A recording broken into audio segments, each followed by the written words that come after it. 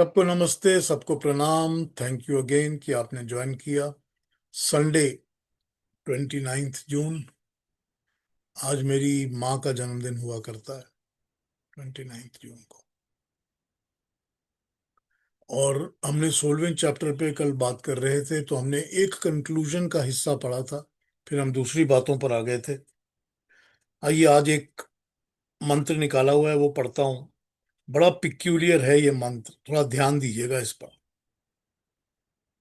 ये अथर्ववेद का मंत्र है, और पढ़ते हुए मैंने इसको मार्क करके रखा था कि आज इसको पढ़ के बताऊंगा आपको। तो ये मंत्र कहता है, अथर्ववेद के 2114 का पहला मंत्र। 20114 फर्स्ट अथर्ववेद का। अभ्रातृव्यो अना त्वामना पीरिंद्र जनुषा सनादसी युधे दापित्वमिच्छसे। हे इंद्र, तू शत्रु रहित है, नेता रहित है, तू अनापी बंधु रहित है। तू जन्म से ही सदा ऐसा ही है। युद्ध से ही तुम बंधुत्व बनाते हो या चाहते हो। ये तो हुई इसकी वर्बटिम ट्रांसलेशन। ठीक। अब इसको समझते हैं कि क्या कह रहा है यहाँ पर। ये कह रहा है, सर्वविध से ऐश्वर्यों के स्वामी, जो हर तरह के ऐश्वर्य का स्वामी होता है, उसको इंद्र कहते हैं। ठीक। ऐश्वर्य, everything that is good in the world, riches of the world. ठीक है ना। तो जो ऐश्वर्यों का स्वामी है उसको इंद्र कहते हैं। तू अभ्रातृव्य है, मतलब तेरा कोई भी शत्रु हो नहीं सकता। तू अना, अर्थात तेरा कोई नेता नहीं, तेरे से पहले लीडर कोई नहीं है। तू स्वयं ही लीडर है, तेरा लीडर कोई नहीं है। तो परमात्मा का कोई लीडर तो हो नहीं सकता। फिर ये कहता है कि तेरा नेतृत्व नेतृत्व करने वाला भी कोई नहीं है। तू अनापी ही, अर्थात तेरा कोई संबंधी, रिश्तेदार, रिलेटिव, ये सब कुछ नहीं है। तू अकेला एकमात्र है। हे प्यारे प्रभु, तुम जन्म से ऐसे हो, तुम सदा से ऐसे हो, तुम सनातन काल से ऐसे हो, अनादि काल से ऐसे ही हो। युद्ध से और संघर्ष से, आध्यात्मिक संघर्ष से ही चित्त वृत्तियों को मारकर, योग से गिराकर, सब प्रकार से अपने आप को शांत करके आने वाले साधक से ही तुम बंधुत्व बनाते हो। अब देखिए, इसमें लास्ट पोर्शन ने कितनी बड़ी बात कह दी है। हमको ये तो पता चल गया कि सिर्फ परमात्मा ही है एक एकमात्र, जो कि अकेला है, ना उसका कोई नेता है, ना कोई रिलेटिव्स हैं। वो अकेला एकमात्र परमात्मा है, जो कि सब चीजों का मालिक है। हर ऐश्वर्य का वही मालिक है। अब हम जो खाना खाते हैं वो भी हमारा ऐश्वर्य है। जो हम सांस ले रहे हैं वो भी हमारा एक ऐश्वर्य है। हमको एक मिल रहा है कुछ, समथिंग गुड, समथिंग नाइस। तो हर चीज का वही मालिक है। लेकिन ये कहते हैं कि तू बंधु बनाता है या मित्र भी बनाता है, तू प्यार भी करता है, लेकिन तब जब युद्ध के द्वारा, संग्राम के द्वारा तेरे साथ हम बंधुत्व स्थापित करते हैं। जब युद्ध के साथ, संग्राम के साथ, वॉर के साथ, कॉन्फ्लिक्ट के साथ हम तुम्हारे साथ अपना फ्रेंडशिप एस्टैब्लिश करते हैं। वो क्या है? जो काम, क्रोध, लोभ, मोह, इस तरह की वृत्तियों से संघर्ष नहीं करता, जो रजोगुण और तमोगुण की वृत्तियों से दृढ़ता से टक्कर नहीं लेता, उनको नहीं हराता, उनके साथ तुम कैसा बंधुत्व करोगे? देख लीजिए, ये अथर्ववेद का मंत्र है। तो जो भगवान को अपना सखा बनाना चाहता है, मित्र बनाना चाहता है, बंधु बनाना चाहता है, उसको अपने हाथों में यम नियम आदि शास्त्रों को उठाकर अपने अहंकार को, अपने लोभ, मोह, क्रोध को और अपने इस किस्म के शत्रुओं पर हमला करके जी जान से डटकर उनको परास्त करके ही दम लेना चाहिए। यदि ऐसा कर लेगा तो निस्संदेह उसको प्रभु का प्यार, प्रभु का बंधुत्व, प्रभु का स्नेह मिलना शुरू होगा। ठीक। कितना सिंपल मंत्र है ना, मगर क्या डीप बात करता है आपसे। हमको ये बताता है कि परमात्मा एक एक अकेला परमात्मा है, उसका और कोई नहीं है, लेकिन वो मेरा फ्रेंड कैसे बनेगा, मेरे साथ उसकी फ्रेंडशिप कैसे होगी, वो मेरा बंधु कैसे बनेगा। तो यहाँ पर एक बड़ी सिंपल बात आ जाती है। मैंने पहले किसी एक टॉक में इस पर बात की थी कि पात्रता बहुत जरूरी होती है। वही बात ना, you have to deserve then desire. जब तक आप डिजर्व नहीं करोगे आपको मिलेगा नहीं। तो उसके उसका प्रेम, उसका स्नेह, उसको अपनाने के लिए, उसको समझने के लिए अपने अंदर वो वॉर, वो लड़ाई करनी ही पड़ेगी कि मुझको इन सब चीजों को हटाना है, निकालना है। तभी वो हमारे निकट आएगा। ये हमको बताता है कि तुमको पात्र बनने के लिए या सुपात्र बनने के लिए, योग्य बनने के लिए क्या करना चाहिए, कि तुमको अपने अंदर युद्ध करना पड़ेगा। तो वही बात जो हमने कल पढ़ी थी थोड़ी सी, कि कितना मुश्किल होता है अपने अंदर से सब चीजों को निकालना। कब हम इसके अंदर फिर लुढ़क जाते हैं हमको खुद को पता नहीं चलता। तो जब तक तुम अपने अंदर से मल को, गंदगी को नहीं निकालोगे, अच्छाई आएगी कहाँ से। जगह तो यूं समझो कि जगह तो उतनी सी ही है ना। अगर उस जगह के अंदर सारे कामनाओं ने, क्रोध ने, लोभ ने, इन सब चीजों ने, अहंकार ने जगह घेरी हुई है, तो फिर परमात्मा के लिए जगह कहाँ है। उसके लिए कोई जगह ही नहीं है। दूध लेते हैं सुबह, तो बर्तन को हम साफ करके तभी तो उसमें दूध डालते हैं ना।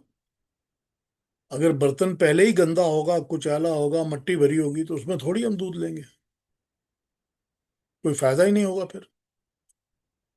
तो जब तक अपने आप को हम क्लीन नहीं करते अपने अंदर से, हम परमात्मा का सानिध्य, उसका साथ सोच नहीं सकते कि हमें मिलेगा। यही करना पड़ेगा। इसी इसी कोशिश और इसी चेष्टा में या इसी युद्ध में हम लगे रहते हैं, और लगे रहें रोज। हमको लगे रहना पड़ेगा। ये वो चीज है जो आज भी हम कर रहे हैं, आइंदा भी करेंगे, और करते रहना पड़ेगा। तो जैसे हमने शुरू में आज अपनी जब टॉक शुरू की थी, तो बात हो रही थी कि हमको भी तो परमात्मा इसी के लिए बार बार दुनिया में भेजता है ना, कि भटको मत, तुम सही रास्ते पर हो। कि लास्ट टाइम तुमने जितना क्लिनजिंग का काम किया था उसको कैरी फॉरवर्ड करो, उसी को आगे बढ़ाओ। इन सब चीजों के साथ चिपक मत जाओ। जो प्राकृतिक वस्तुएं हैं, प्राकृतिक आकर्षण है, उनके साथ मत चिपक जाओ। तो ये एक, एक्चुअली में सच कहा जाए तो ये एक संग्राम है। ये एक रियल वॉर है, जो अपने अंदर चलता रहता है, हमारे अंदर ही चलता रहता है। कभी इधर की जीत होती है, कभी उधर की जीत होती है। और जब भी हम शॉर्टकट लेते हैं या इजी रास्ता निकालते हैं, तो हमेशा गलत की तरफ जाते हैं, हमेशा। फिर लगता है यार ये सब दुनिया ऐसे ही कर रही है, लोग भी ऐसे ही चलते हैं, दुनिया ऐसे ही चल रही है, ऐसे ही करो। मगर ऐसे नहीं कर सकते, क्योंकि उसको करेंगे तो फिर हम परमात्मा से दूरी बनाते जाएंगे और भी। फिर परमात्मा के ऊपर हमारा कोई अधिकार नहीं बचेगा। यही हमको तब से भगवान कृष्ण समझा रहे हैं गीता के अंदर, एक ही बात। वो किसी तरह से वो अलग शब्दों में समझाते हैं, या हम अलग शब्दों में पढ़ रहे हैं, ज्ञान तो वही है ना सारा। वही ज्ञान तो मिल रहा है ना हमको। वही तो स्टेप बाय स्टेप वो एक एक करके हमको बताते हैं। तो कल मैंने एक आपको समरी पढ़ के सुनाई थी अड़गड़ानंद जी की। आज दूसरी समरीज पढ़ता हूँ और वो सुनाना शुरू करता हूँ, तो इन पर फिर बात कर लेंगे। अब उपसंहार है इसका।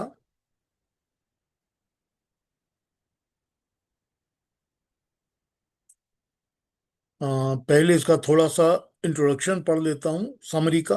फिर उसके बाद विनोबा भावे के विचार आएंगे, फिर अरविंदो के भी आएंगे। तो अध्याय में सरसरी दृष्टि डालते हैं, देवी और आसुरी प्रकृति। इस अध्याय में जगत को व्याप रही दो प्रवृत्तियों का हृदयग्राही चित्र खींचा गया है। कुछ लोग दैवीय गुण को संपत्ति समझते हैं, कुछ आसुरी गुणों को संपत्ति समझते हैं, और उन्हें बटोरने में लग जाते हैं। दैवीय संपत्ति का संग्रह करने वालों को गीता ने दैवीय प्रकृति वाला कहा है, और आसुरी संपत्ति को ग्रह करने वालों को आसुरी प्रकृति वाला कहा है। देवी प्रकृति के लोगों संसार में देवी प्रकृति के लोग संसार के बंधन से छूट जाते हैं। आसुरी प्रकृति के ईश्वर का तिरस्कार करते हैं, अपने को ही सब कुछ समझते हैं, धन दौलत को जमा करने में लगे रहते हैं। जितना कुछ जोड़ लिया उसे थोड़ा मानकर उससे भी अधिक की चिंता में लगे रहते हैं। ईर्ष्या द्वेष चिंता में व्या ईर्ष्या द्वेष और चिंता में व्याकुल रहते हैं। अपने आप को स्वर्ग में समझते हैं, परंतु नरक के दरवाजों के सामने खड़े नरक में घुसने की तैयारी कर रहे होते हैं। गीता ने आसुरी प्रकृति का जो वर्णन किया है वो 5000 साल से लेकर आज भी वैसा का वैसा ही है, उसमें कोई चेंज नहीं आया। काम क्रोध लोभ का पारस्परिक संबंध।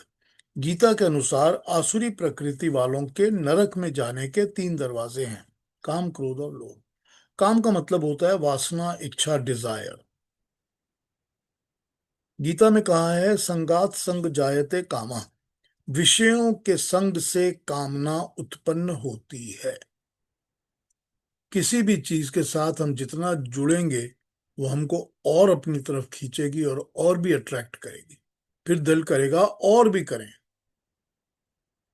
तो विषय का सब्जेक्ट्स के साथ हम जुड़ते जब हैं तो सब्जेक्ट्स अपने अंदर उन्हीं सब्जेक्ट्स की कामनाओं को और ज्यादा प्रज्वलित करते हैं, जलाते हैं, हैवी बना देते हैं। हमारी प्रत्येक गतिविधि का मूल आधार कामना है। हमारी हर एक एक्शन का मूल आधार, बेस लाइन, बेस फैक्टर कामना ही है। हम बिना कामना बिना इच्छा के कुछ नहीं करते इस दुनिया में। हम सब चीजें इच्छाओं और कामनाओं से ही करते हैं। संसार का प्रवाह ही कामना के स्रोत से बह रहा है। जब कामना अवरुद्ध होती है, उसके पूरे होने में रुकावट या बाधा आ जाती है, तब कामना क्रोध का रूप धारण कर लेती है। अगर कामना अवरुद्ध नहीं होती, पूरी होती चली जाती है, तो वो लोभ का रूप धारण कर लेती है। एक कामना की तृप्ति के बाद मनुष्य के मन में दूसरी कामना उठ के खड़ी हो जाती है। इस प्रकार काम का एक सिरा क्रोध है, दूसरा सिरा लोभ है। क्रोध और लोभ दोनों काम के ही अलग अलग रूप हैं। इन तीनों को ही गीता ने नरक का त्रिविध द्वार बताया है। ये बेसिक इंट्रोडक्शन है। ये गीता के चैप्टर ने हमको इस तरह से दो डिविजन्स करके देवीय और आसुरी प्रवृत्ति के लोगों के अंदर ह्यूमैनिटी का दो डिवीजन करके उसने इस बात को समझा दिया गीता ने। अब हम ये स्ट्रेट लाइन ड्रॉ करके 50-50 इधर उधर करके या ब्लैक एंड व्हाइट करके सोचना शुरू करें तो हमको पता चलेगा कि हम किस तरह इस पे काम कर सकते हैं, नहीं कर सकते। तो अपने दिमाग में मानस चित्र में अगर हम एक लाइन खींच लेते हैं कि what is on this side and what is on that side, तो हमारे लिए इजी हो जाता है इसको एनालाइज करना, अपने लिए भी और अपने ऊपर दूसरों के असर के लिए भी। कि हम जिनसे मिलते हैं, जिनसे बातें करते हैं, जो इंसिडेंट्स देखते हैं, जो भी पब्लिक में देखते हैं, जो मीडिया में देखते हैं, हर चीज को हम इससे एनालाइज कर सकते हैं। हमको ये एक गाइडलाइन दे दी है उन्होंने, अपने आप को सुधारने के लिए भी और उस दुनिया का अपने ऊपर असर कैसा पड़े कैसा ना पड़े उसके लिए भी। अब इस अध्याय में विनोबा भावे के जो विचार हैं उस पर बात करते हैं। देवी और आसुरी संपत्ति के विषय में विचार करते हुए श्री विनोबा भावे ने लिखा है कि आसुरी संपत्ति का आधार सत्ता, संस्कृति तथा संपत्ति, ये तीन है। भावे लिखते हैं, विनोबा भावे कहते हैं जो आसुरी संपत्ति होती है उसका जो बेस है, आधार है, वो है सत्ता, संस्कृति और संपत्ति। इसको वो क्या समझाते हैं? वो कहते हैं सत्ता, जहां तक सत्ता का संबंध है, आसुरी प्रकृति का व्यक्ति कहता है कि सारी सत्ता, सारा प्रभुत्व मुझे चाहिए। सत्ता कंट्रोल, सत्ता गवर्नेंस, सत्ता अधिकार, कि ये सारा मुझको ही चाहिए, सब मेरा ही है। यही तो आसुरी संपत्ति वाला कहता है। ठीक। वो कहता है मैं ही बस ईश्वर हूं, सारी दुनिया मेरे तंत्र के अंदर आ जानी चाहिए, मेरे तंत्र के अनुसार ही सब कुछ चलना चाहिए। यहां पर स्वतंत्र का अर्थ ये होता है कि मेरा तंत्र, सभी का तंत्र जो है वो मेरी तरह ही होना चाहिए, मतलब सबका सिस्टम, सबका काम मेरी तरह चले। वो यही सोचता है। इसी को उन्होंने सत्ता कहा है, कंट्रोल। ठीक। एक समय था जब समाज में ब्राह्मणों की सत्ता थी, उनका प्रभुत्व था। शास्त्र लिखते थे, कानून बनाते थे, राजा उनके सामने नतमस्तक होते थे। फिर युग बदल गया, क्षत्रियों का युग आ गया। घोड़े छोड़े छोड़े जाने लगे, दिग्विजय किए जाने लगे। फिर वैश्यों का युग आया। वैश्यों के हाथ में सत्ता चली गई तो मजदूरों के हाथ में आ गया। जिसके हाथ में सत्ता आती है वो उसका अपने लिए उपयोग करता है।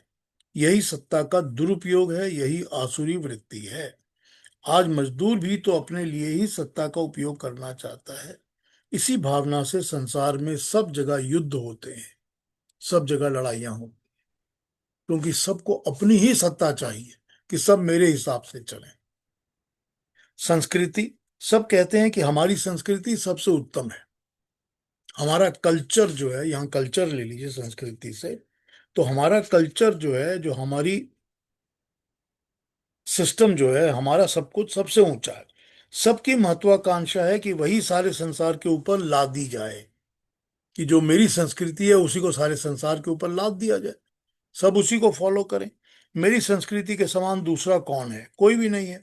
अगर पूछा जाए कि तुम्हारी संस्कृति ही क्यों लादी जाए, तो कहते हैं कि यही सबसे अच्छी है। अच्छी कहाँ है?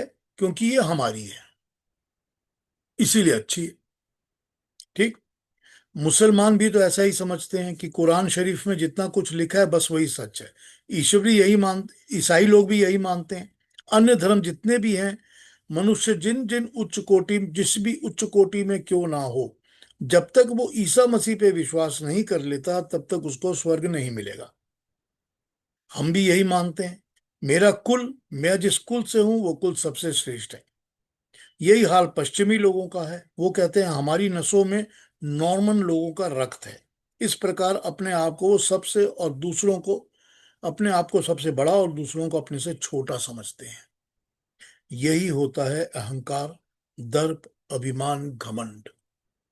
यही आसुरी भाव पैदा करता है।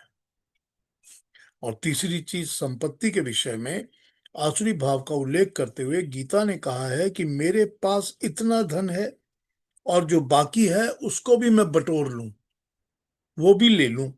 संसार की सारी संपत्ति मुझे चाहिए, मैं उसको प्राप्त करूंगा। क्या मैं उसे पाकर सबको बांटूंगा? कभी भी नहीं। मैं उस पर सांप बनकर बैठ जाऊंगा, खुद खाऊंगा, दूसरों को नहीं खाने दूंगा। आज जो धनी और निर्धन का झगड़ा चल रहा है, कहीं हड़ताल, कहीं तालेबाजी, ये सब संपत्ति को हड़पने वालों की आसुरी वृत्ति का परिणाम है। अब ये आसुरी वृत्ति के तीन फेसेट्स को विनोबा भावे ने इस तरह समझाया है कि सत्ता, संस्कृति और संपत्ति। ये सत्ता, अपना ही सबके ऊपर मेरा ही कंट्रोल होना चाहिए। Everybody needs to do what I want to tell them to do. मैं अकेला स्वतंत्र हूं, बाकी सब मेरे ऊपर पतंत है। ये सत्ता। संस्कृति की, जो मैंने कह दिया बस मैं ही सबसे सुपीरियर हूं, किसी दूसरे की बात माननी नहीं है। मैं हूं क्योंकि मैं हूं इसलिए सुपीरियर हूं। और तीसरा आ गया आपका संपत्ति, कि लोभ, लालच, ये भी चाहिए, वो भी चाहिए, उसका भी चाहिए, इसका भी चाहिए, सबका छीनो। ये सारी चीजें आसुरी संपत्ति वाले लोगों के अंदर मिलती हैं। यही आसुरी संपत्ति का base, according to Vinoba Bhave. तो इसमें काम, क्रोध, लोभ सब आ जाता है। तीनों चीजें आ जाती हैं, इसी के अंदर आ जाती हैं। काम से ही सारी सत्ता भी और संपत्ति भी, सब में काम ही छुपा हुआ।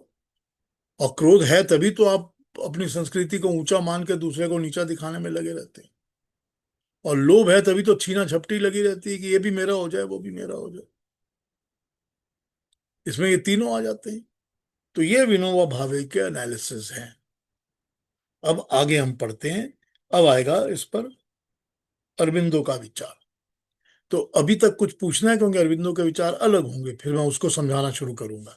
तो विनोबा भावे के विचार के बारे में कुछ पूछना है, किसी को कुछ कहना है? हाँ, इन्हीं जी।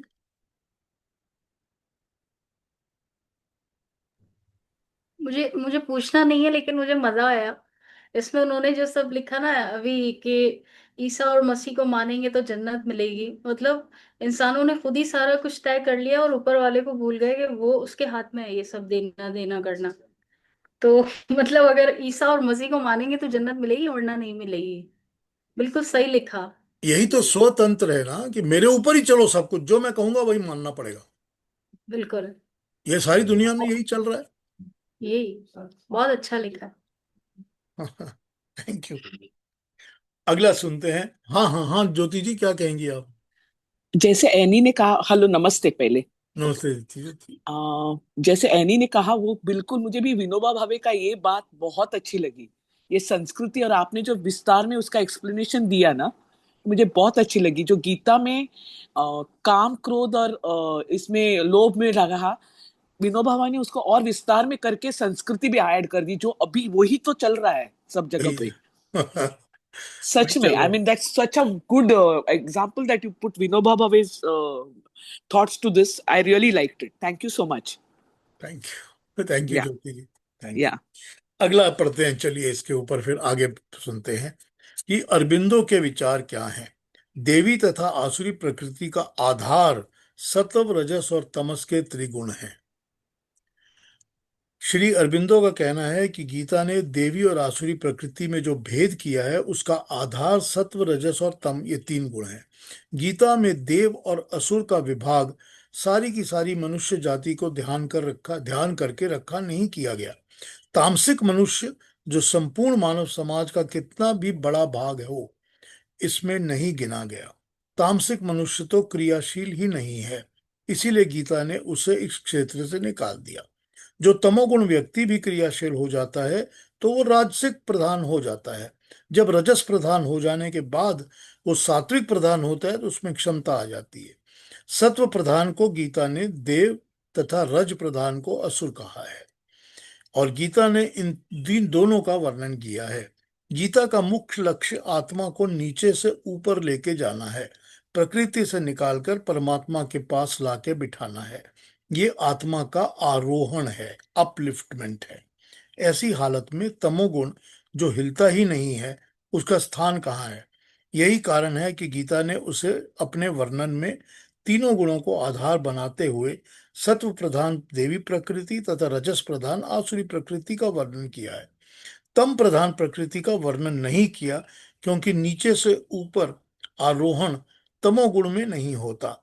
रजो और सतोगुण सत्व गुण में तो हो सकता है।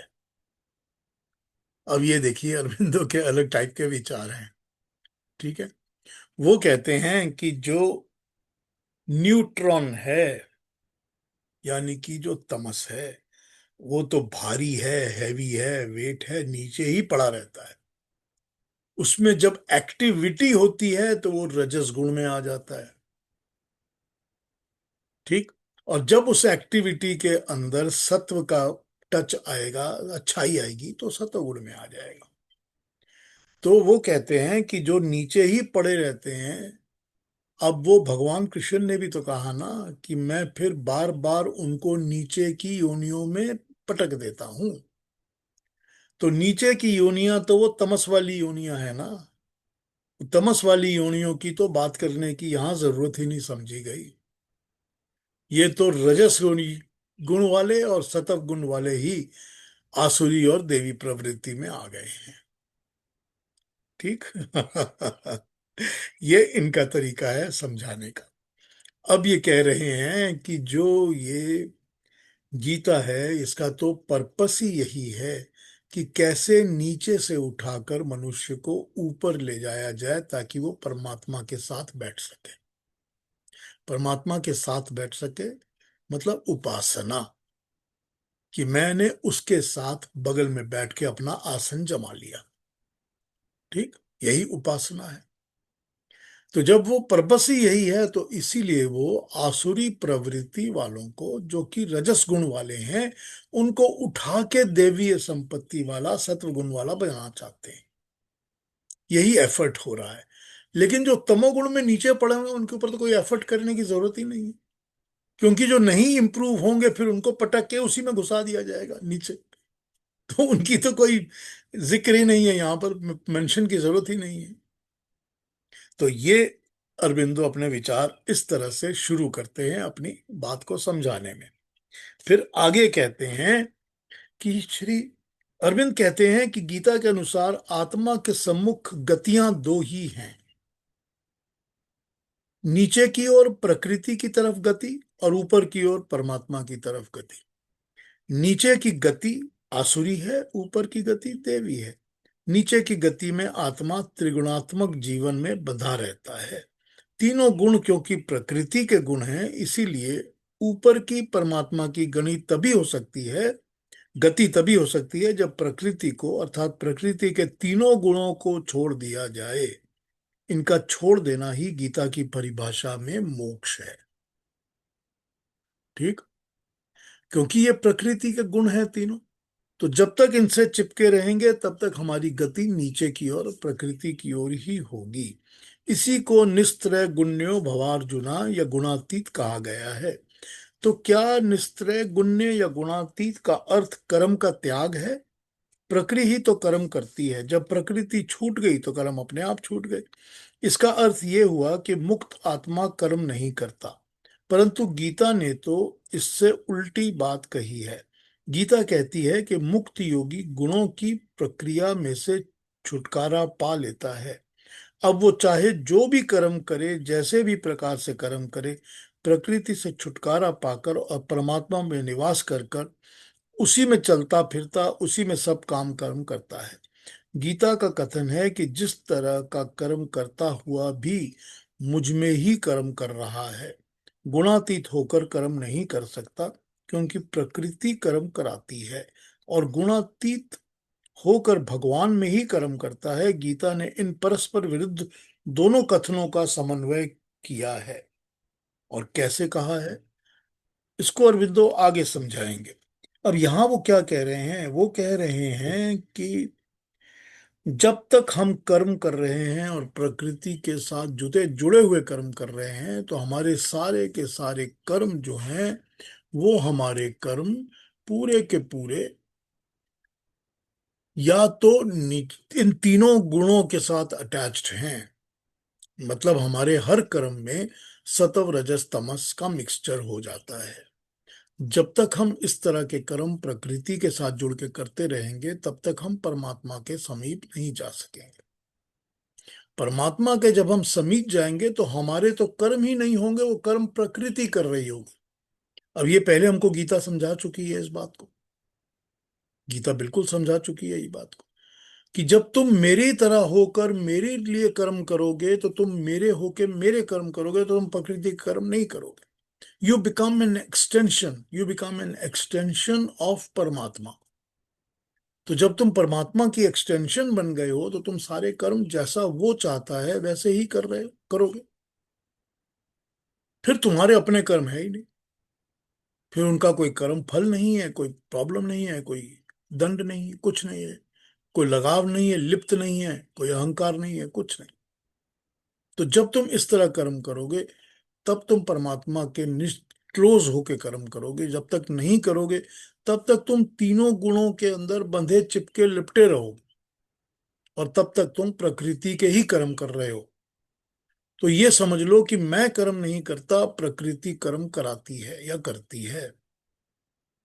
ठीक, शरीर भी तो प्रकृति है और खाना भी प्रकृति है। तो जो खाना शरीर को चाहिए, भूख लग रही है, वो प्रकृति को लग रही है। जो खाना खिला रहा हूं वो प्रकृति ही अपने कर्म से अपने आप को खाना खिला रही है। मेरी इन्वॉल्वमेंट तब होती है जब मैं कहता हूं नहीं मुझको तो खाने के लिए सिर्फ पोटैटो चिप्स चाहिए, तब मेरी इन्वॉल्वमेंट हो गई, क्योंकि अब वो कर्म के अंदर मेरी कामना लिप्त हो गई। अगर मैं अपनी कामना को नहीं लिप्त करता हूं और प्रकृति को कर्म करने देता हूं और मैं सिर्फ और सिर्फ निष्काम कर्म परमात्मा का एक्सटेंशन बन के करता हूं, यज्ञ रूप में कर्म करता हूं, तो मैं लिप्त नहीं होता, मैं परमात्मा के निकट जाता हूं। ठीक है, ये समझाया है इस पोर्शन में अरविंदो ने। कॉम्प्लिकेशन तो नहीं हुई, समझ आ गया ना? अब आगे पढ़ता हूं, आगे क्या बोल रहे हैं? हाँ हाँ, बोलिए बोलिए, केतु जी बताइए। अ, नहीं, ये बहुत अच्छी बात कही आपने। पर मैं सोच रहा था कि जो कि सत्ता में लिप्त हैं, संस्कृति में लिप्त हैं और संपत्ति में लिप्त हैं, ये तो अगर मैं देखूं तो 99% of the world population is involved in this। Yes sir, yes sir, yes sir. और उस 99% में कुछ भाग हम भी हैं और कुछ भाग हम 1% में भी हैं। सो वी आर बिल्कुल trying to transcend from one side to another side. बिल्कुल बिल्कुल, यही बोल जी। रहे हैं ना अरविंदो, कि कॉन्स्टेंटली हम नीचे से ऊपर उठने के लिए आरोहण की तरह तैयारी करते रहते हैं, कि हम कैसे ऊपर उठ सकें। यही बोल रहे हैं ना यहाँ अरविंदो भी, कि हमको हाँ तो जी। इन गुणों में भी उलझे हुए लोगों को भी लोअर प्रकृति से उठकर अपर पे जाने का हमेशा चेष्टा कोशिश करते रहना पड़ता है। यही गीता हमको बताती है कि जब हम ऊपर उठेंगे तो हमको परमात्मा के साथ बैठने का आसन मिलेगा, लेकिन तब तक हमको कोशिश करते रहनी पड़ेगी। वही जो मैंने शुरू में बताया, संघर्ष और संग्राम, वो युद्ध जो है वो करते रहना पड़ेगा अपने साथ ही, अपने अंदर ही, कि कैसे इन चीजों को काट के इससे ऊपर उठे। ठीक है ना? तो on A lighter note I can say कि कोई अगर मुझसे पूछता है कि अभी आप क्या कर रहे हैं, तो मैं कह सकता हूं कि मैं अपने आप युद्ध कर रहा हूं। बिल्कुल कर रहे हैं हम, हमेशा यही चलता है। मेंटली तो ये चलता रहता है ना हमेशा, मानसिक युद्ध तो हमेशा ही चलता रहता है अपने अंदर, ये तो चलेगा ही चलेगा। आइए अगला देखते हैं, आगे पढ़ता हूं कि आगे ये क्या कहते हैं। अब ये कहते हैं, अरविंदो का कहना है कि ये विरोध तभी तक विरोध जान पड़ता है जब हम प्रकृति के अंदर विद्यमान आत्मसत्ता का दृष्टिपात नहीं करते। आध्यात्मिक सत्य ये है कि जो शक्ति जगत को चला रही है वो वास्तव में प्रकृति के गुण नहीं हैं। ये गुण तो हमारी साधारण प्रकृति का केवल निम्न पक्ष है, उसका एक यंत्र मात्र है। जगत की वास्तविक चालक शक्ति एक आध्यात्मिक भगवत संकल्प है जो इस समय इन निम्न अवस्थाओं का प्रयोग कर रहा है, परंतु जो स्वयं प्रकृति के गुणों द्वारा उस प्रकार सीमाबद्ध एवं नियंत्रित नहीं होता जिस प्रकार मानवीय संकल्प गुणों द्वारा सीमाबद्ध या निमंत्रण होता है। जो स्वयं प्रकृति के गुणों द्वारा उस प्रकार सीमाबद्ध एवं नियंत्रित नहीं होता जिस प्रकार मानवीय संकल्प गुणों द्वारा सीमाबद्ध या नियंत्रित होता है। दिव्य संकल्प बल में ऐसी शक्तियां अवश्य होनी चाहिए जिनसे प्रकृति के गुण उद्भूत होते हैं। कारण निम्नतर सामान्य प्रकृति की प्रत्येक वस्तु पुरुषोत्तम सत्ता सत्ता की उच्चतर आध्यात्मिक शक्ति से ही निःसृत हुई है। मत सर्व प्रवर्तते, ये आध्यात्मिक मूल से रहित एक सर्वथा नवीन वस्तु के रूप में उद्भूत नहीं होती। आत्मा की मूल शक्ति में कोई ऐसी चीज अवश्य है जिससे हमारी प्रकृति का सात्विक प्रकाश एवं सुख, उसकी राजसिक गति और तामसिक जड़ता निःसृत हुई है, और जिसके व्यक्त प्रकृति के दृश्यमान में सत्व रजस गुण अपूर्ण या हीन रूप है। किंतु इन स्रोतों में के जिस अपूर्ण तथा विकृत रूप से अंदर हम निवास कर रहे हैं, उसके परे जब हम एक बार इन विरुद्ध रूप तक पहुंचते हैं, तब हमें पता चलता है जो ही हम आत्मा के अंदर निवास करने लगते हैं।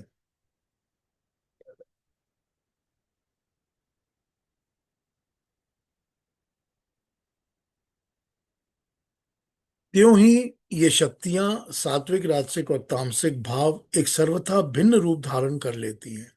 तब गति या कर्म शांत नहीं हो जाता, अपितु आत्मा की गति एवं आत्मा का कर्म परमात्मा के कर्म साथ जाके मिल जाता है।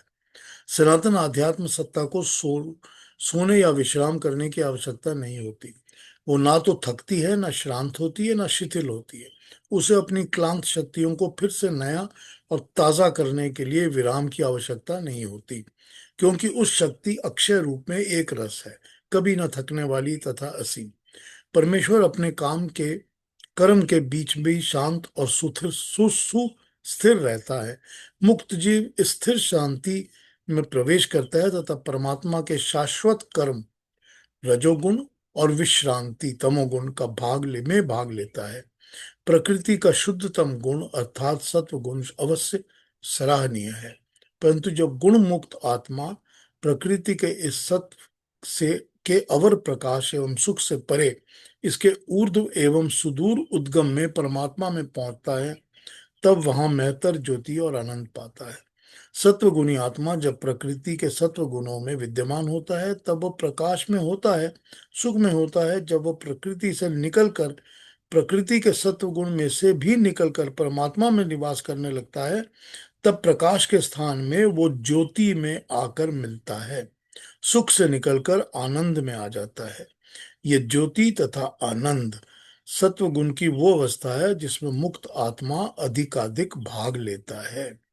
श्री अरविंदो का कहना है कि इस प्रकार प्रकृति के गुणों की सामान्य हीन क्रिया के अधीन हुए बिना भी जीव मुक्तावस्था में कर्म करता है। अरविंदो ने इस प्रकार में जो समाधान किया है वो गीता में तो नहीं लिखा, लेकिन ये उनका अपना कथन है। उनका ये कथन है कि अपनी आध्यात्मिक अनुभूति के आधार पर ये उन्होंने लिखा है, अपनी ही एक्सपीरियंस और अपने ही स्टडी के ऊपर बेस करके। अब इसको भी समझते हैं कि क्या लिखा है। ये थोड़ा टफ है, इसकी हिंदी भी बहुत टफ थी और ये थोड़ा टफ लिखा हुआ है। इसका बेसिक विचार ये है कि हमको ये समझना चाहिए कि प्रकृति में जो भी कुछ है, प्रकृति में जो भी कुछ है, जिसको भी हम कहते हैं कि ये सत्व गुण है, ये बहुत अच्छा है। हमको यही कर्म करने चाहिए क्योंकि ये अच्छे कर्म है। या हम जिसको भी ये कहते हैं कि ये एक्शन है, हमको रजोगुण में लगे रहना है, I need to be working all the time, जो भी चीज हम करते हैं जो भी प्रकृति में है, वो सारी चीजें या वो कर्म परमात्मा को नहीं करने पड़ते। ठीक, वो कर्म परमात्मा को नहीं करने होते। और दूसरी बात, इन सब के पीछे भी तो वही एक परमात्मा ही है जो कि प्रकृति के अंदर हर चीज को पैदा करता है, चलाता है, संभालता है, पालता पोसता है। वही तो है इनके अंदर। तो अगर हम ये समझ लेंगे कि हम प्रकृति के अच्छे गुण, सात्विक गुणों को कर रहे हैं, तो फिर हमको ये समझना होगा कि मैं इससे ऊपर भी उठ जाऊं तो मैं जो परमात्मा के सात्विक चीजें हैं मैं उसके साथ एक हो जाऊं। जब मैं उसके साथ एक हो जाऊंगा तो जो मेरे अंदर प्रकाश मिला था वो अब ज्योति बन जाएगी, और जो मुझे सुख मिल रहा था वो सुख अब आनंद बन जाएगा। मतलब ये है कि हम नेक्स्ट लेवल पर पहुंच जाएंगे। तो यहां पर अरविंदो घोष ये समझाना चाहते हैं कि हमको ये पता होना चाहिए कि जो भी कुछ है, चाहे मैं ये सोचता हूं कि मैं सारा टाइम अच्छे कर्म कर रहा हूँ, अच्छे कर्म करने के लिए ही मैं मेहनत करता हूँ, मैं अच्छे कर्म और मेहनत करने के लिए ही अपने आप को लगा के रखता हूँ, और ये देखो मैंने कितने काम अच्छे किए, मुझे अच्छा फल भी मिलता है। लेकिन यहाँ ये समझ में आना चाहिए कि उन सब कर्मों के, उन सब फल के, उन सब साधनों के पीछे जो मैं यूज करता हूँ तो परमात्मा ही है ना। तो यहाँ बेसिक फैक्टर ये है कि अपने हर चीजों में से अपने मैं को बाहर निकाल दीजिए। सबसे पहले तो मैं को निकालना पड़ेगा, तभी अहंकार जब निकलेगा तभी पता चलेगा कि मैं कुछ नहीं कर रहा। तो मैं जब कुछ नहीं कर रहा तो प्रकृति के इंटरेक्शंस अपने आप लगेगा कि प्रकृति ही कर्म कर रही है। जब प्रकृति ही कर्म करेगी और मैं नहीं कर रहा तो मैं तो फिर परमात्मा के ही कर्म कर रहा हूं, कि मैं जो परमात्मा जिस तरह चाहता है मैं वही कर रहा हूं। सब तेरा नाम, सब तेरा ख्याल, सब तेरे ही रूप में। तो जब मैं वो करूंगा तो जो खुशी मुझे अच्छे कर्म करके मिलती थी वो डबल हो जाएगी। क्योंकि जो आनंद की डेफिनेशन है, वो आनंद की डेफिनेशन के अंदर तो कितने मिलियंस एंड मिलियंस ऑफ खुशी आ जाती है, तब जाके आनंद बनता है। कि आनंद तो सिर्फ परमात्मा का ही गुण है। परमात्मा ही तो अकेला है जिसमें आनंद है ना, क्योंकि सच्चिदानंद कहते हैं उसको। तो आनंद तो सिर्फ परमात्मा में है। तो आनंद तभी मिलता है जब हम परमात्मा के गुणों को अपनाकर उसी के साथ एक हो जाते हैं। तो वही बात अरबिंदो कह रहे हैं, जिन्होंने जिन्होंने पहले पोर्शन में कहा था कि नीचे से उठकर जब ऊपर की तरफ चलते हैं और परमात्मा की तरफ आ जाते हैं, यानी प्रकृति से अपने आप को पूरी तरह डिटैच कर लेते हैं। तो प्रकृति से हम डिटैच करके जब परमात्मा के साथ ही पूरा जुड़ते हैं, तभी हमको रियल प्रकाश, रियल ज्ञान, सच्चा ज्ञान और सच्चा आनंद मिलता है। अब ये पार्ट ठीक है, वो जो समझा रहे हैं हमको समझ में आया है और समझ में रखना है अपने आप को। लेकिन सॉरी, वो यहाँ पर, इसमें कोई डाउट नहीं है कि वो यहाँ पर वो अपना पर्सनल एक्सपीरियंस भी अटैच करके बता रहे हैं, क्योंकि वो योगी ऋषि मनुष्य थे, तो वो तो उसी में चलते डूबते थे, तो अपने एक्सपीरियंस की बात तो बताते ही थे वो। तो उनको ये अपने एक्सपीरियंस में आया हुआ होगा ये चीज, जो हम तो आपको वर्ड्स में समझा रहे हैं, जो बता रहे हैं बातों में, मगर एक्सपीरियंस करना तो एक अलग चीज है ना। तो इसको तो उन्होंने एक्सपीरियंस किया होगा, अरबिंदो ने तभी बताया हुआ है, इस तरह लिखा है उन्होंने। तो इसका एक्सपीरियंस तभी होगा जब हम प्रकृति और प्रकृति के सर्वगुण, तीनों गुणों से हम अपने आप को डिटैच कर लेंगे। कर्म तो हम करते ही रहेंगे, क्योंकि कर्म का तो बंद होना कभी होगा ही नहीं। और कर्मों में भी मानसिक कर्म तो बंद हो ही नहीं सकता। मन से तो हम कर्म करते ही रहेंगे। और वो कर्म जो मन से हो रहे हैं, वो मन के कर्म भी तो प्रकृति के सत्व, रजस और तमस से जुड़े हुए हैं। तो जब वो मन के कर्म, जो कि प्रकृति के इन तीन गुणों से जुड़े हुए हैं, जब ये प्रकृति के कर्म इन तीन गुणों से हट के परमात्मा के गुणों से जुड़ना शुरू होंगे, तो ये हो जाएगा हमारा यज्ञ रूप कर्म, निष्कामनाओं के साथ कर्म। जब कामनाएं छूटने लगेंगी, टोटली निष्काम हो जाएंगी, सब कुछ हम वही करेंगे जैसा परमात्मा ने सब प्राणियों के लिए प्रोवाइड किया हुआ है, तब हम परमात्मा के उपासना पास बैठने के काबिल होंगे, पात्रता आएगी। वही बात, हम योग्य बनेंगे, तो हम डिजायर कर सकेंगे कि हम इसको डिजर्व कर रहे हैं।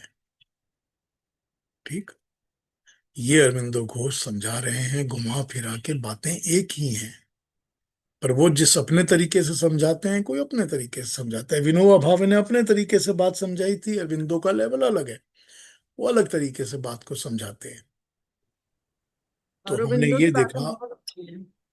हमने ये देखा आज के योगा, इसके समरी में, चाहे 16 चैप्टर के समरी में। अगली बार मैं 17 चैप्टर स्टार्ट करूंगा। तो आज अब और कुछ पूछना हो या दोबारा समझना हो या कोई चीज क्लैरिफाई नहीं हुई हो, तो आप मुझसे पूछ लीजिए, मैं बताऊंगा। हाँ जी। मुझे औरबिंदो घोष की बातें बहुत अच्छी लगती हैं। एवरी टाइम आप जब सुनाते हो ना उनके अलग अलग, हर चैप्टर के साथ समरी में, I feel connected to what the way he is written and the way he उनका सेज उनका लेवल एक्सप्लेन। अलग है ना, वो अपने आई अलग लाइक। तरीके से अपनी बातें समझाते हैं। बिल्कुल। Very nice. वो ऋषि थे, तो ऋषि तो ऐसे ही बातें करते हैं। हाँ, यहाँ कहीं कहिए रवि जी। बहुत ध्यान से सुन रहा था मैं, और अब थोड़ा कंफ्यूज भी हो गया हूँ। वो इसलिए कि हम संसार में रहते हुए तो जो कर्म करते हैं उनसे छुटकारा पाना और भगवान के प्रभु के कर्म साथ कर्म करना, मुझे समझ नहीं आती कैसे होगा। ये तो बहुत मुश्किल नजर आता है मुझे। ठीक कह रहे हैं आप रवि जी। यही प्रयास और यही तो लगे रहना पड़ता है ना। अब यूं है कि देखिए, मैं ये इसको इस तरह समझा सकता हूं कि एक छोटा सा सेंसर चिप अपने दिमाग में लगा लीजिए। ठीक है।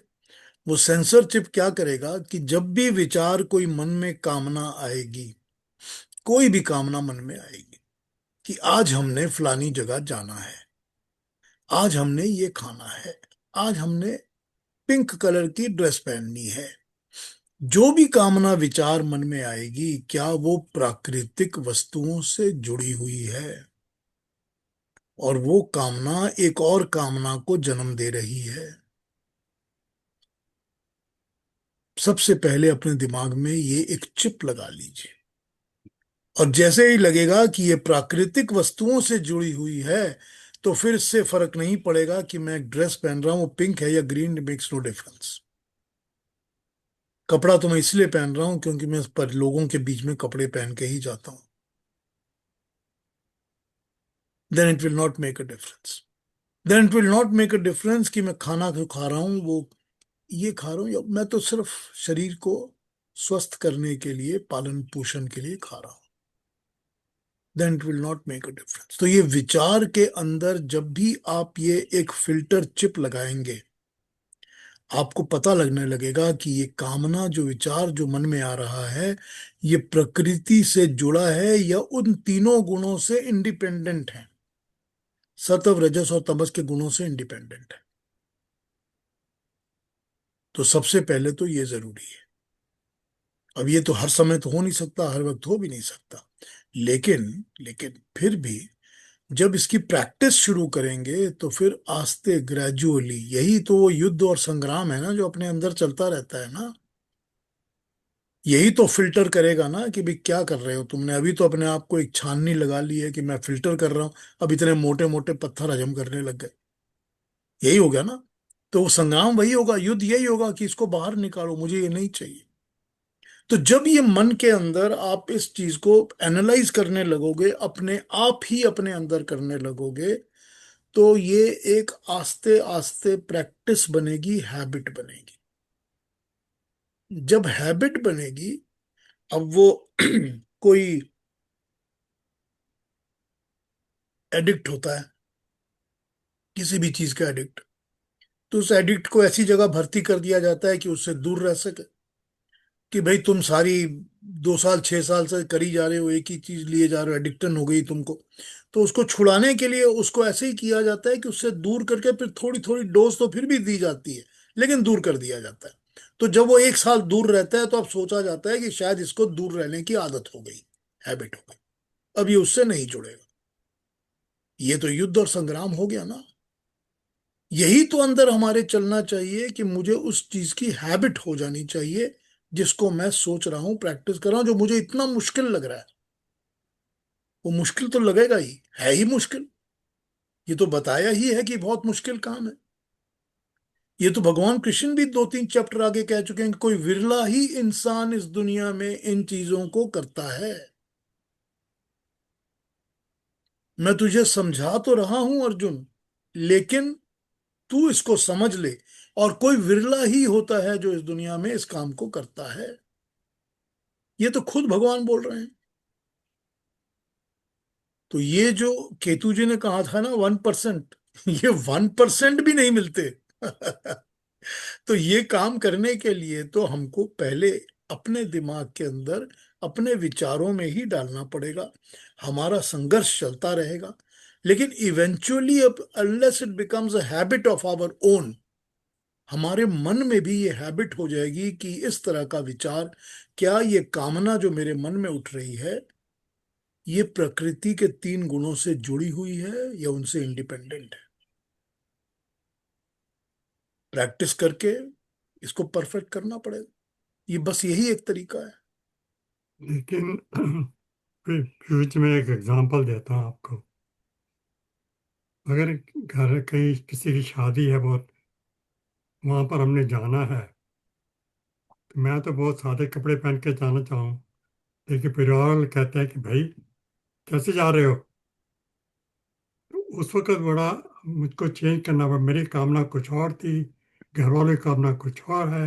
नतीजा ये है कि मुझे कभी झुकना पड़ता है कि हाँ भी ये लोग क्या, कैसे लोग कहेंगे, घर वाले क्या कहते हैं कि हाँ, हम एक तुम्हारे मिनट साथ एक मिनट, छोड़ रहे हैं। Pause pause pause pause. कामना आ गई ना, कि मेरी कामना कुछ और थी, घर वालों की कामना कुछ और है, कामना तो आ गई ना। मेरी कोई कामना ही नहीं है, ये स्टेज आनी चाहिए ना। जब तक ये स्टेज नहीं आएगी कि मेरी कोई कामना ही नहीं है, it makes no difference, I don't care. तो फिर वो जब कामना नहीं आएगी तो घर वालों की कामना जो आ गई, उसको तो आप मुस्कुरा के कहेंगे हाँ ठीक है कोई बात नहीं, तो मेरी कामना तो है ही नहीं, चलो तुम खुश रहो। सो उससे कोई फर्क ही नहीं पड़ता। तो यहां पर कामना आ गई ना, वहां पर ही तो फिल्टर लगाना पड़ेगा सर। बताइए। ये ठीक कह रहे हैं आप। बहुत लेकिन मुश्किल है। वही है कि जो भी जो भी हम काम करें वो मतलब जैसे अब खाना खाते रोज खाना बनता है तो रोज ये भी होता है कि भी वही चीज तो रोज नहीं खानी, रोज तो खिचड़ी नहीं खानी है, कुछ और खाना है। एज लॉन्ग एज की भी उसमें लिप्त नहीं हो कि भी हमको एक चीज की कामना कि मुझे ये चीज जरूर खानी है। वही तो है ये ना। नहीं होना चाहिए, भाई ये नहीं होना आपको चाहिए। जुड़ना चिपकना नहीं है। हाँ, चिपकना अब ये नहीं। आप कहिए, देखिए संसार में प्रकृति ने हमको कोई 25,000 टाइप की चीजें दी हुई हैं जो कि हमारे शरीर के लिए बहुत अच्छी हैं। हाँ जी। और रोज तो 25,000 चीजें नहीं खा सकते ना। तो ये हम्म। एक डिवीजन तो करना पड़ता है ना। ये हाँ भी नहीं, पर बताया हुआ है, हाँ। ये भी बताया हुआ है सर्दियों के दिनों में ये अच्छा है, गर्मियों में ये अच्छा है, बारिश में ये मत खाओ, ये भी तो बताया गया है। हाँ जी। हाँ जी। तो फिर यहां पर कामनाओं के साथ लिप्त होने की जरूरत नहीं है। कर्म किए जा रहे हैं, क्योंकि प्रकृति कर्म कर रही है, करा रही है। ठीक। ठीक है, और जो भी कर रहे हैं वो बस भगवान का प्रसाद समझ के उसमें उसी में आनंदमय हो जाए, उसी में वही ही। है। हम्म। पीयूष जी, मैं एक एग्जांपल देता हूँ आपको। हाँ जी। एक आदमी की शादी हुई, महीने बाद कहीं पार्टी पे जाना था, तो वो अपना नहा धो के अपना कमरे में आके बैठ गया, अंडरवियर और क्या कहते हैं बनियान पहन के। तो वाइफ का देखा देखा, आप तैयार नहीं हो रहे। क्या मैं जो भी तैयार कपड़े निकालता हूँ वो तो कहते हैं ठीक नहीं है, तो वो पहनो। अब बताओ करे क्या बंदा उस वक्त। वही पहनने पड़ जाते हैं।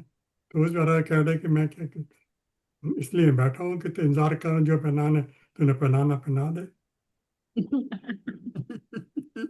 तो आप हंस रही हैं सब। अब देखिए ये सिचुएशंस जो होती हैं ना, ये सिचुएशंस के अंदर it's just an irrelevant situation. कोई फर्क नहीं पड़ता अगर आपके अंदर कामना कंट्रोल नहीं है। अगर आपके अंदर कामनाओं का कंट्रोल आपने पूरा रखा हुआ है और कामना नहीं है, तो फिर फर्क नहीं पड़ता है कि आपने मुझे कहा कि कुर्ता पजामा और जैकेट पहन के जाओ या सूट और टाई लगा के जाओ, इट में एब्सोल्युटली मेक्स नो डिफरेंस। एक सोशल और फॉर्मल क्या कहते हैं उसको, नॉर्म होता है कि अगर मैं ऐसी शादी में जा रहा हूं तो मैं सूट पहन के ही जाऊंगा, या मैं वैसी शादी में जा रहा हूं तो मैं कुर्ता और पजामा पहन कर ही जाऊंगा। अब मैं आप लोगों के सामने बैठता हूं, और मैं तो हमेशा ही एक टी शर्ट पहन के ही बैठता हूँ।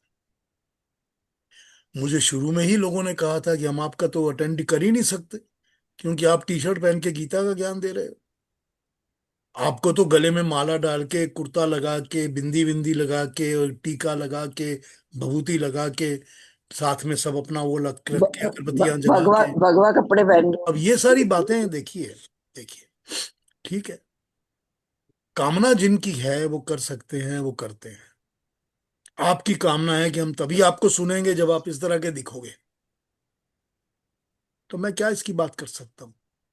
अंदर अपने कामनाओं को, आप अपनी कामनाओं को कंट्रोल कर लीजिए, लोगों के कामनाओं के बारे में आज फिक्र करना छोड़ दीजिए। पीयूष जी बात दिखावे ये का है तो ना, कोई उसका एंड ही नहीं है। डिसेंसी का लेवल एक ही है, that I need to be decent in a social gathering. Hmm. It makes absolutely no difference. अब मैं आपको एक बात बता दूं, और जितनी भी ऐसी सोशल गैदरिंग्स होती हैं, पब्लिक मीटिंग्स होती हैं, चाहे वो हमारे मंदिरों में हो, समाजों में हो, या शादियों में हो, या बर्थडे, जितनी भी सोशल गैदरिंग्स होती हैं, जो सच्चे ज्ञानी लोग होते हैं ना, सच्चे ज्ञानी लोग, जिनको देख के आपका सर झुक जाता है ज्ञान के इन लोगों को देख के, वो कभी भी कपड़ों पे ध्यान नहीं देते। जिनका दिमाग इधर लगा रहता है ना, वो इधर ध्यान नहीं देते, उनको फर्क ही नहीं पड़ता है। अब आप जरा एक बार रिकलेक्ट करके देखिए, रिकलेक्ट करके 1 मिनट के लिए, ठीक है? आप तो जाते हैं हमारे समाज रेगुलरली, और मुझसे पहले से ही आप जा रहे हैं, और आप जाते भी हैं। तुलसी राम जी को आपने एक ही ड्रेस में देखा था हमेशा, करेक्ट? हाँ जी, ठीक है। सर्दी गर्मी मेक्स नो डिफरेंस। हाँ। वो एक ही ड्रेस में आते थे, हर साल दिन के बाद दिन वो एक ही ड्रेस में आते थे। उन्होंने उस ड्रेस को टांग के रखा हुआ था कि मुझको जब जाना होगा सोशल गैदरिंग में, यही पहन के जाऊंगा, because socially it is acceptable. He never thought about anything else. उनको कोई कमी थी ड्रेसेस मिलने की? कई ड्रेसेस ले सकते थे, हर बार अलग अलग अलग चीजें हम कर सकते थे। ज्ञानी मनुष्य को इससे कोई फर्क नहीं पड़ता, कोई फर्क नहीं पड़ता कि आज वहां पर शादी की गैदरिंग हो रही है तब मुझे ऐसा पहना है, नहीं आज वहां पर श्राद्ध और शोक की गैदरिंग हो रही है तो मुझे दूसरा पहनना है। It makes no difference to him. एक उससे आप एक बात का, मैं क्या कहूँ आपको, एक सबक ले लीजिए, सो समझ लीजिए। ये ज्ञानी मनुष्य जो होते हैं ना, उनको इससे कोई फर्क नहीं पड़ता। और सच्चा ज्ञानी वही होता है जिसके अंदर आडंबर नहीं होता, शो ऑफ नहीं होता। हाँ ज्योति जी, आप क्या कहेंगी? आपने वो टी शर्ट वाली बात जो कही कि आप हाँ वो जी। बिंदी ने लगा के आते हैं all, I suddenly remembered about सुंदर Pichai. You know, he goes around in jeans and t-shirts and all, and very humble dresses that he wears and goes around. So can we call him also a humble person, or how do we look at him? किसकी बात कर रहे हैं? Sundar Pichai, अपना Google का. अच्छा ma'am, मुझे नहीं पता, I don't know him. He's the I don't know him. boss. He's the I know he is a founder of Google the boss and he Google. Is very intelligent, वो Yeah. तो मुझे पता It है। seems he goes around with jeans and t-shirt. It seems there was an incident that happened when he was on a flight and he was sitting in business class. The air hostess thought that he's by mistake sitting in a business class wearing jeans and t-shirt. हाँ हो तो सकता। ये बात मैंने पढ़ी थी. I mean, I don't know how ये far तो it is true. ये तो टाटा के साथ भी यही बात थी, रतन टाटा Correct, के साथ भी, correct. मैं अभी वही बोलने वाली उनके थी. साथ Yes. भी ऐसा ही था।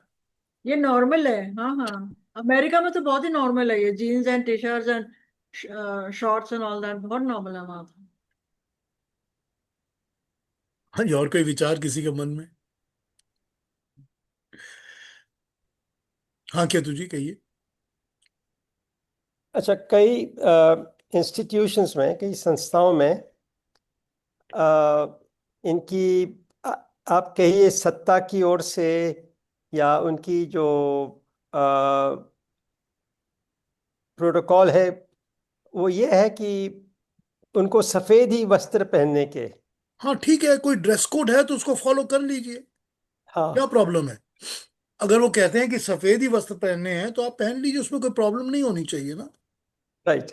उसमें तो राइट। आपके कोई ना अटैचमेंट है, ना जुड़ाव है, ना क्लेश है, कोई प्रॉब्लम ही नहीं है।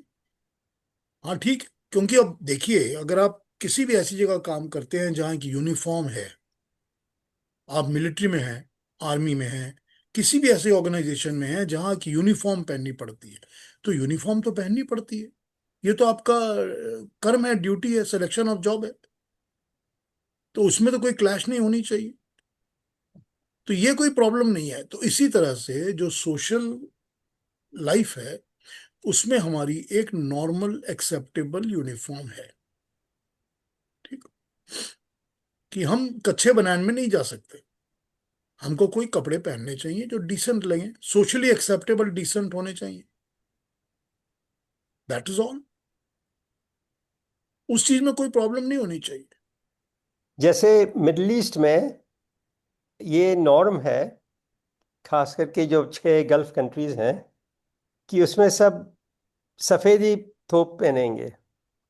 and that is acceptable as part of the norm, social norm. तो उसमें कोई people have no qualms about it. अब देखिए, एक फैक्टर तो गर्मी है कि गर्मी के अंदर तो व्हाइट ऑलवेज बेटर होता है, कि आपको गर्मी अट्रैक्ट नहीं करता, कूल रखता है। और दूसरा, जब ज्यादा धूप और कड़क गर्मी धूप होती है तो उसमें भी व्हाइट अच्छा रहता है, क्योंकि वो आपके बॉडी को अंदर से हीट नहीं देगा। तो ये तो जो भी है, it's okay, what is acceptable is good. तो बेचारी औरतों को काला पहनना पड़ता है वहां। हाँ, ये ठीक है। अलग अलग है ना, वो तो अलग अलग कल्चर के बेचारी हिसाब से। औरतें। ये वही हो गई ना बात की, सत्ता और संस्कृति इम्पोज बस करते वही हैं। बात, जब वो राइट। इम्पोज करते हैं तो फिर वो तो गलत है, ये आसुरी प्रवृत्ति हो गई है। और फिर हम जिस संस्था में जाते हैं, वही जैसे आप कह रहे हैं कि उनके जो भी रूल्स रेगुलेशंस हैं, अब जैसे हम गुरुद्वारे में जाते हैं तो हमको पता है कि बिना सर ढके नहीं जा सकते, तो हाँ, हम सर लोग को ढक वैसे ही के जाते जाइए, हैं। ठीक है। हाँ, सर ढक के ही जाते हैं, तो उसको फॉलो करते हैं जो उनका नियम कह लीजिए या उनके विचार कह लीजिए, जो भी है। हाँ, ठीक है, कोई बात नहीं। देखिए, पुराने टाइम में जो कल्चरल की बात हो रही है, तो हर बड़े के सामने छर सर ढक के ही जाया जाता था ना, होता था ना। हाँ हाँ, घर के बुजुर्गों के सामने भी हाँ, ढकते सर थे। ढक के जाते थे ना। बिल्कुल, तो कभी ये कोई, खाली इसमें से। कोई वो नहीं है, क्लेश नहीं है, कोई प्रॉब्लम नहीं है, इस कामना में कुछ नहीं है, इसके साथ एक कोई प्रॉब्लम नहीं। रिस्पेक्ट रिस्पेक्ट मानी जाती है बस बच्चे। एक रिस्पेक्ट है, और कुछ नहीं है। तो ऐसे ही वो गुरुद्वारे वाले, वो उनका भी यही है कि भगवान के हाँ, वहां क्या आ आप रहे हो किसी भगवान तो के वो घर जा रहे रिस्पेक्ट हो से तो आओ, रिस्पेक्ट करो। सिर ढक के सिर झुका के आओ बस। ठीक है, कोई एक सिस्टम जो नियम बनाए बनाए। अब सूरज जी, हमारे गुरुद्वारे में, मंदिर में आप जूता चप्पल उतार के जाओगे, करेक्ट, क्योंकि आप उस जगह की इज्जत कर रहे हैं। चर्च में आप जूते पहन कर जाओगे। अब उनका चर्चों में भी जो कस्टम है। नॉर्मली जो पुराने ऑर्थोडॉक्स हैं, वो भी तो सर ढक के जाते हैं, टोपी पहन के जाते हैं। हम्म। हम्म। तो ये सारे जो चीजें बनी हुई है ना, इन चीजों के साथ ना कोई लगाव जुड़ाव होना चाहिए, ना उसमें कोई क्लेश, ना उसके साथ कोई कुछ प्रॉब्लम नहीं होनी चाहिए। सूरज जी, एक बात मैं जरूर कहूँगा कि आर्य समाज जाने से जो संस्कार हमें मिले हैं उसका असर, और आपके गीता पर सुनने पर युद्ध तो शुरू हो गया है काफी देर से। Thank you Ravi ji, thank you. हाँ जी, और कोई कुछ कहेंगे? Anybody has to make any comment? हाँ, वीना जी क्या कहना चाहती हैं? वीना जी।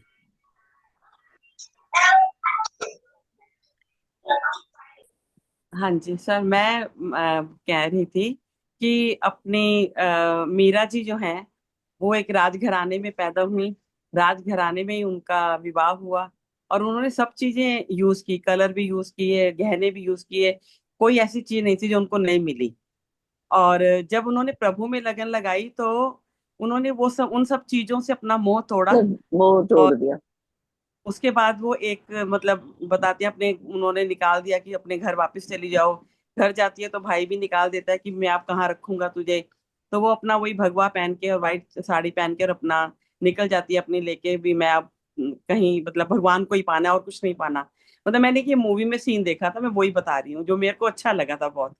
तो जब वो रैदास जी के पास जाती हैं तो वहां बैठी होती हैं, तो वो कहते हैं कौन, तो कहते हैं, वो कहती है मैं मीरा। तो कहते हैं अगर मैं तो फिर मीरा कौन, भी अगर तू मैं है तो फिर मीरा कौन है, और अगर तू मीरा है तो फिर मैं कौन है। तो वहां पर रैदास जी का एक बहुत बड़ा ज्ञान उनको दे दिया, दो शब्दों में उन्होंने। और उसके बाद फिर जब वो बैठकर अपने जूते का वो करते रहते हैं, उसकी मालिश करते रहते हैं, पानी डाल डाल के चमड़े को, तो मीरा सामने बैठी, उसकी पूरी साड़ी पर वो रंग आ जाता है। तो जब रैदास जी निगाह ऊपर उठाते हैं, दोहा गाते गाते उसको देखते हैं, तो कहते हैं मीरा तू तो रंग गई, मतलब सफेद धोती में तो आई थी मेरे पास, अब तेरी पूरी धोती जो है वो इससे रंग गई है, कलर से। तू तो भगवान के रंग में रंग गई, तू तो हो गई कृष्णमयी। जा काशी, वहां तुझे तुलसीदास जी मिलेंगे। और फिर वहां से वो रैदास जी से अपनी शिक्षा लेकर और तुलसीदास जी के पास काशी पहुंच जाती हैं।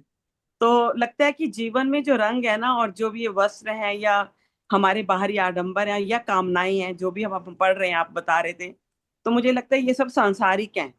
अगर संसारिक है, भगवान को पाना है तो फिर हमें इन सब का मोह तो छोड़ना ही पड़ेगा। उसका रंग लग गया। हाँ जी, तभी हम वहां तक पहुंच पाएंगे। यही तो बात हो रही है ना तब से। हाँ जी, बात तो यही हो रही है, जब तक सांस्कारिक उसका मोह रंग नहीं अलग है, छूटेगा तब तक परमात्मा नहीं मिलेंगे। नहीं मिलेगा। यही हो रहा है ना। हाँ जी, और कोई कुछ कहेंगे? Anybody has to say something? लेकिन कामना तो वो भी है ना, कि हमने ईश्वर के साथ जुड़ना है, वो भी तो एक कामना है। वो अच्छी कामना वाली। अच्छी कामना है ना। उस कामना को तो सारे चाहते हैं कि मैं, ये कामना हमारे अंदर पैदा हो। तो वो उसके लिए कामना तो जो हम, है, वो कामना जो है, क्या वो कामना तुमको क्रोध देती है या लोभ देती है? वो कितनी शांति देती है। अगर वो उसके क्रोध लिए और तो लोभ नहीं तरसते हैं देती हम। और वो कामना एज अ स्टेपिंग स्टोन है towards attaining what your purpose is, तो उस स्टेपिंग तो स्टोन वो को तो यूज कर सकते हो। उस आत्मा क्योंकि के फिर लिए उसके तो बाद तरसते थोड़ी देर हैं बाद वो कामना के कामना भी लिए। खत्म हो जाएगी, अपने आप ही खत्म मिल हो जाएगी। जाएगा वो। क्योंकि फिर ये लगेगा कि जब वो उसको मिलना होगा मुझसे, वो मिल जाएगा, मुझे कामना की आवश्यकता ही नहीं है, तो फिर वो कामना भी खत्म हो जाएगी। एज अ स्टेपिंग स्टोन शुरू में वो हो सकता है कि उसको रख लो अपने हाथ में, उस सीढ़ी को यूज करो ऊपर चढ़ने के लिए, वो ठीक है। वही तो अरविंदो ने बताया ना कि वही तो सात्विक कामना प्रकृति से ही जन्म लेती है ना, फिर वो सात्विक भी छूट जाएगी। सर, अपने इंद्रियों को ही कंट्रोल करना है, जीवा को बस कंट्रोल कर, को बस। कंट्रोल तो अपने दिमाग आप को, ही। मन को, दिमाग को। हाँ जी। बिल्कुल। हाँ जी, और कोई बात? Anybody makes one wants to ask something और कमेंट समथिंग? पीयूष जी, हाँ जी। मैं जब जॉर्डन में पढ़ाने गई थी हाँ जी। तो मैंने तो साड़ी पहनी थी। हाँ जी। तो उन लोग को पसंद नहीं आया, क्योंकि मेरी मिडरिफ दिखती थी ब्लाउज के बीच में। हाँ। तो बोलते हम लोग से पढ़ा नहीं जाता है, सुना नहीं जाता है, हम लोग की नजर वहीं जाती है। तो मैंने कहा पढ़ाऊंगी तो मैं साड़ी, पर उसके बाद जाके मैंने कपड़े बदल लिए। सलवार कमीज लेके गई थी, वो पहन लिए मैंने। हम्म। फिर मुझे को बाहर घूमने ले गए। तो ड्राइवर था तो वो सब लेके गया। तो अ, थोड़ी देर के बाद बोलते सब लोग ना देख रहे थे वहां, जितने भी लोग देखने आए थे। तो ड्राइवर बोलता है कि मैडम, यहाँ इतनी सारी धूप है, आपको यहाँ स्ट्रोक लग जाएगा, आप जरा सिर ढक लीजिए। तो मैंने ढक लिया अपने दुपट्टे से। तो उससे इस तरह से बोला कि चलो करो।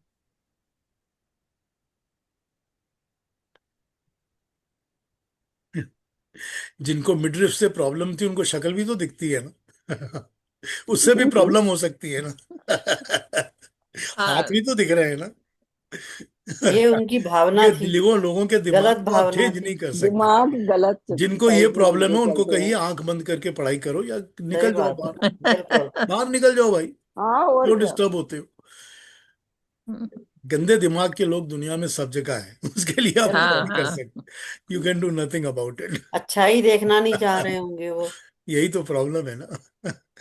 और सारे क्लास में कोई विमेन ही नहीं थी तो बुर्का पहन के थी, मैं तो उनको देख भी नहीं पाती थी। जो ज्ञान, अगर आप ज्ञान लेने आ रहे हो तो ज्ञान लो, और अगर ज्ञान नहीं ले रहे हो और बाकी जगह मन भटक रहा है तो फिर यहाँ क्या कर रहे हो? वक्त बर्बाद मत करो, जहाँ जाना है वहां जाओ। क्यों हम्म। टाइम वेस्ट कर रहे हो? बड़ा सिंपल है ना। हाँ जी, और कोई बात? Very nice Piyush ji. एक बार। पीयूष जी, हाँ सीता मुझे, जी। या जब आप कह रहे थे कि सोशल प्रेशर, मतलब सोशल नॉर्म्स है, इसके मुताबिक चलना पड़ेगा हमें, dress according to the social norms, and if you don't care you can say okay I don't care, I mean I'm happy the way I'm looking. But when you say the power of the power that is thrust on you, मतलब social pressure भी एक it's a kind of power that they are exercising, right? So when something is imposed on you, all the negatives generate. तो जब कहते हैं कि middle east में जैसे होता है कि you should wear only black, you should have your head I mean, you cannot show any part of even your limbs, your legs should not be seen. इतना strict है वहाँ पर तो when that happens, when there is pressure from the power, it's not because that you want to do it, you want to live that way. There's definitely going to be opposition from within. So all kinds of negatives start from there, right? So, like you said, I mean, how can you avoid this? देखिए, जो within की opposition है ना, वो within की opposition भी तो एक कामना से ही जन्म ले रही है ना। So who मेरे is अंदर एक generating कामना it? है जिसका ऑपोजिशन दूसरे ने किया है, तो मेरे अंदर जो है वो एक एंगर जन्म ले रहा है, रेजिस्टेंस जन्म ले रहा है। अगर Exactly. मेरे अंदर ये कामना नहीं रहेगी तो रेजिस्टेंस भी नहीं लगेगा और वो एंगर भी जन्म नहीं लेगा। फिर एक सोशल तो नॉर्म। अब मुझे एक बात बताइए, मैं आपको एक एग्जांपल देता हूं कि जो मेरी धर्मपत्नी थी, वो हमेशा ही घर में भी और बाहर भी हमेशा ही शॉर्ट्स में, टी शर्ट्स में रहती थी। लेकिन अगर मैं उसको कहता था चलो आज एक मंदिर जा रहे हैं, तो शॉर्ट्स और टी शर्ट में तो मंदिर नहीं जाती थी। वहां कोई ऑपोजिशन तो है नहीं, वहां कोई पूछेगा भी नहीं, कोई कुछ बोलेगा भी नहीं। लेकिन फिर भी भाई मैं मंदिर जा रही हूँ तो I just want to wear a sari और समथिंग, और सलवार कमीज और जो, exactly, this is what I mean. This is या proving the point further. Jeans और टी शर्ट में भी जा सकती हूँ। जी, लेकिन so बात यही होती है कि ये बिना दिमाग के अंदर ऑपोजिशन तभी आती है जब आपकी अपनी भी कोई कामना है। okay, जब आपकी okay. कामना नहीं है इसको लेके, तो opposition will makes no difference to you. Then it is just that, okay, it's just a ritual that I have to follow. I'm going to this office and they want me to wear this type. 17 years I worked for an office. I wore a tie and shirt and tie every day. I had to wear a tie every day. तो जो आपको करना पड़ता है वो तो है ना, एक सोच में फिर अपनी कामना के साथ उसको लेके लड़ाई नहीं होनी चाहिए। Like एक मिनट, when शिखा जी क्या something बोल is रही हैं? no, I was only trying to say that when something is imposed on you, you won't oppose. Yes, when Because it is that's where imposed, but it is imposed on you that you think it is imposed when you have a different thought. Different okay, thought but is your own kamna, na? If you don't have a kamna, that imposition doesn't look like an imposition. yeah, I'm talking about the 99% that Ketuji referred to. Yeah, okay. So the 99%, all the oppositions, all the conflicts, all the fights for freedom is happening only because of this trust, this pressure and this kind of imposition. So if you ask in the Middle East, why you're wearing this? Why aren't you wearing something else? So now they will kill us. You cannot go out. You cannot wear jeans and go out. They will kill us.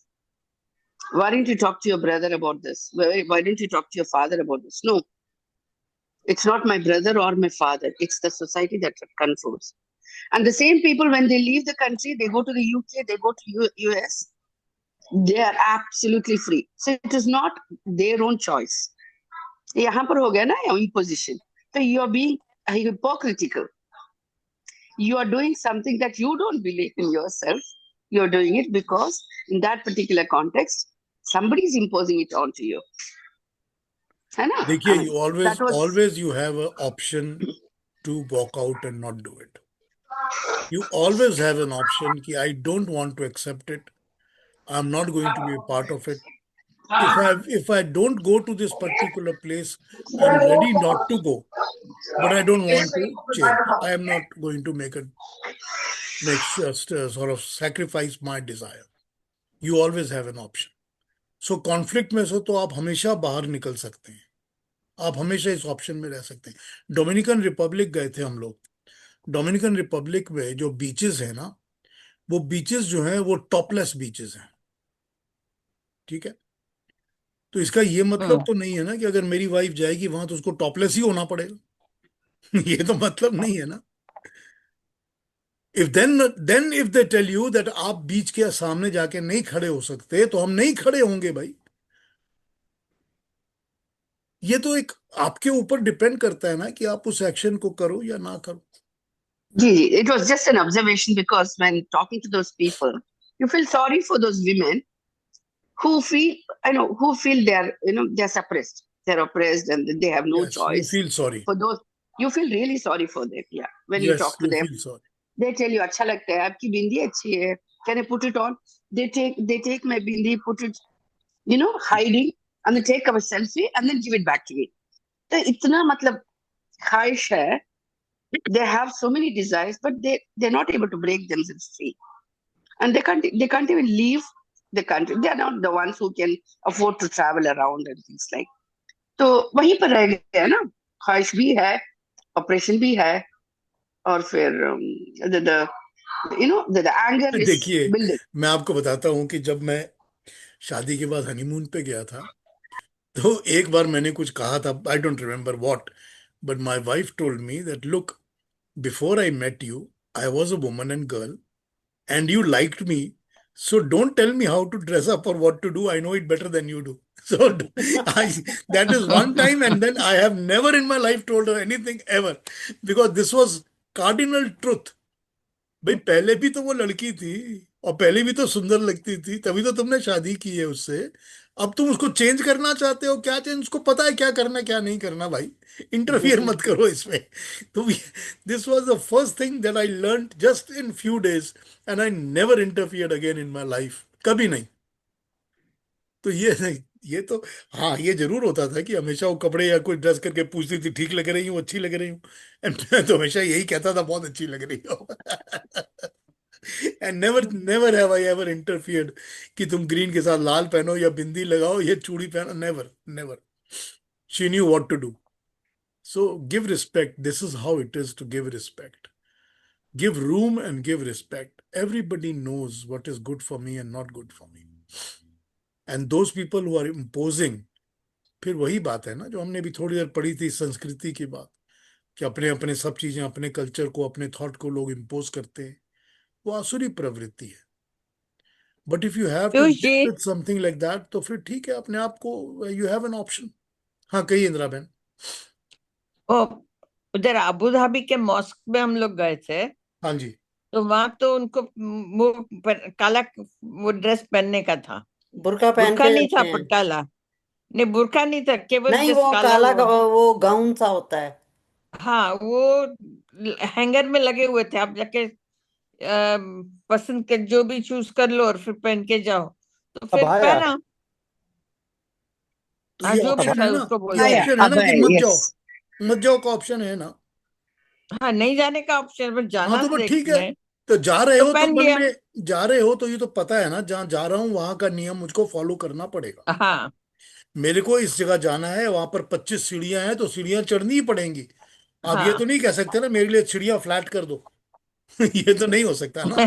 तो जहां जाओगे वहां तो करना पड़ेगा ना काम. या राइट फिर राइट. ऑप्शन है कि मत जाओ. ठीक है. Yes, if you have 2 minutes, then I will share something connected with हाँ, बोलिए what सीता जी, बोलिए. the Abu Dhabi wala. When you go to the mosque, you cannot show your legs, you cannot show your hands. That's their rule of entering a temple. So everybody has to follow it. So there was a couple. There was a white couple. So you are supposed to wear full pants, so your legs are not seen. So the man was wearing jeans, and then the lady was wearing shorts. And when they tried to enter, they said, "No, you cannot, because the lady's legs are showing. You have to go back." So they didn't let them enter, even if she was ready to wear the abaya. And then they went back. The second day, the guard said, "No, the lady's legs are showing, so she cannot enter." They went and came back.